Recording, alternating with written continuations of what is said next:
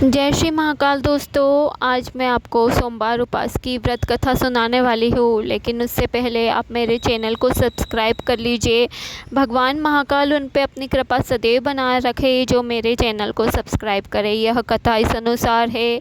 एक बार शिव जी घूमने जाने के लिए निकले भ्रमण पे, तो माता पार्वती ने कहा कि स्वामी मैं भी आपके साथ निकलूँगी भ्रमण पे। दोनों जन भ्रमण कर रहे थे। इतने में माता पार्वती को भूख लगी।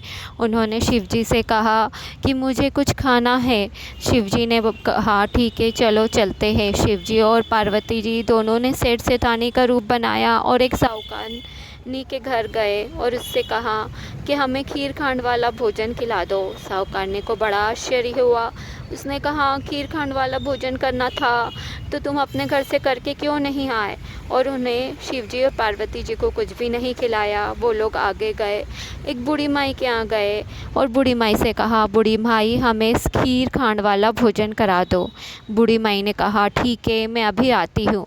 तो शिवजी ने पूछा कि तुम कहाँ जा रही हो। तो बूढ़े भाई ने बोला मैं दूध चावल और खांड लेके आती हूँ।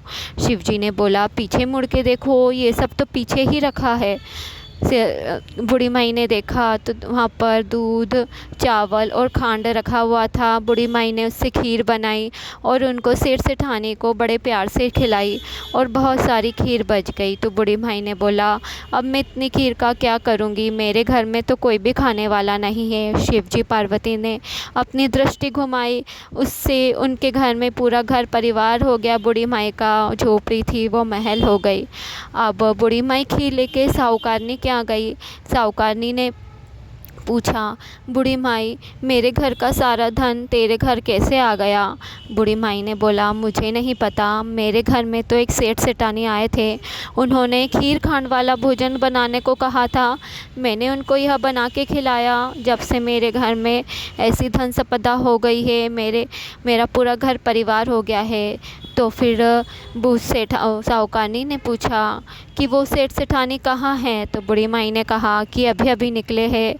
तो साहूकारनी गई, दौड़ते हुए गई, सेठ सेठानी के पास गई और उनके चरणों में गिर के माफ़ी मांगने लग गई कि मुझे माफ़ कर दो। तो शिव जी जो सेठ के रूप में थे उन्होंने कहा कि तुमने ना कहा था इसलिए तुम्हारे यहाँ नहीं हो गया, और बूढ़ी माई ने हाँ कहा था इसलिए उनके यहाँ हाँ हो गई। साहूकारनी ने बोला कि कुछ नहीं थोड़ा तो दे दो जिससे मेरा गुजारा चल जाए। शिवजी पार्वती जी अपने असली रूप में आए और उन्होंने बोला कि तेरे गिलोले में घी रहे, तेलड़ी में तेल रहे, तेरा काम चलता रहे, इतना तेरे पैसा रहे पर तेरा धन कभी जुड़े ना। साहूकारनी को भी ऐसा आशीर्वाद देख के शिवजी पार्वती जी अंतर ध्यान हो गए।